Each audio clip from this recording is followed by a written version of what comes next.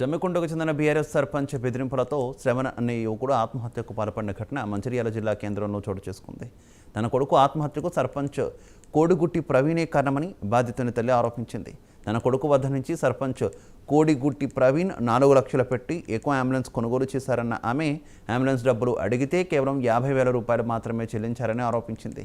అడిగితే అంబులెన్స్ సరైన కండిషన్లో లేదని చెప్పి బెదిరింపులకు పాల్పడ్డారని విలపించింది. దానివల్లే తన కుమారుడు ఆవేదనతో ఆత్మహత్యకు పాల్పడ్డాడని వాపోయింది. అబ్బాయి బండి అంబులెన్స్ ఎవరు ఏ ఊరు అది జమ్మికుంట సారేపల్లి జమ్మికుంట సర్పంచ్కి బండి అమ్మాడు. 3 నెలలు పెట్టి బాగా సతాయిస్తున్నాడు. ఏమైందిరా అంటే బండి అమ్మినా కానీ పైసలు ఇస్తలేరని చెప్తున్నాడు. అది మా చిన్నబ్బాయిది పెళ్ళి ఉంది.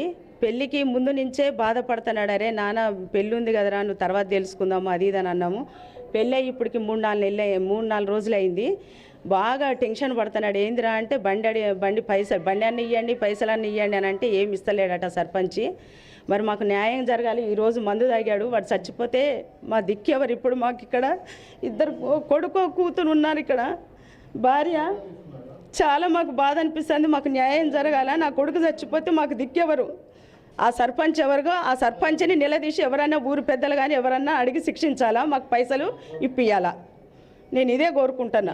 ఈ సర్పంచ్ ఏం చేసిండంటే వాళ్ళ పిల్లల్ని తీసుకొని వచ్చి బండి ట్రాల్ చూస్తా అని తీసుకొని పోయి జమ్మికుంట వెళ్ళిపోయాను. బండి ఆడ పెట్టుకున్నాడు. బండి పెట్టుకొని నాకు బండి నచ్చలేదు బై, నాకు అద్దనేటోని నువ్వు ఇక్కడనే అనాలి కదా, మేము పైసలు ఇచ్చేసేటోళ్ళం.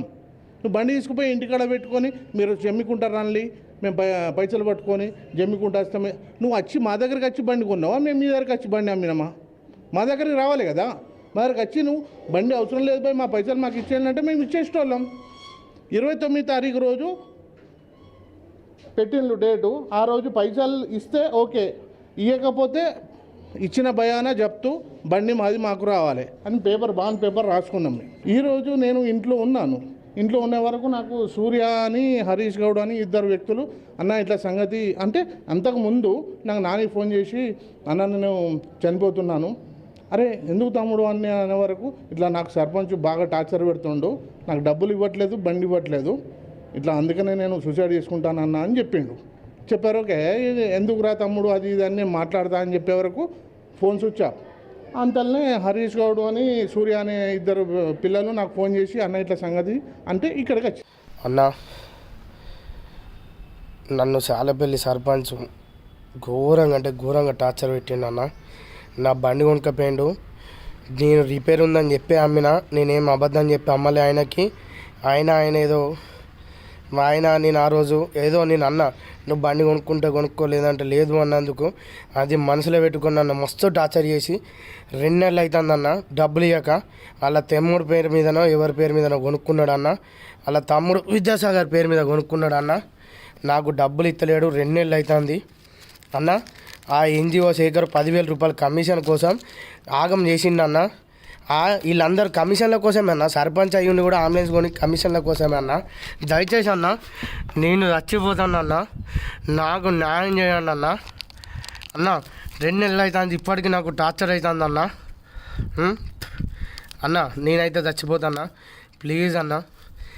నేను నా సాగుకు కారణం మాత్రం ఆ సర్పంచే, ఎన్జిఓ శేఖర్ 2 పాప పిల్లానికి ఏం తెలియదు విద్యాసాగర్కి మాత్రం. కానీ ఆయన పేరు మీద బండి కొనుక్కపోయిండు అన్న. నేను చచ్చిపోతానన్నా నిజంగా. కిరణ్ తమ్ముడిని అందరినీ చూసుకో ప్లీజ్ అన్న. కిరణ్ అంటే మా అన్న, సర్పంచ్ కాదు. ప్లీజ్ అన్న, బాయ్ అన్న.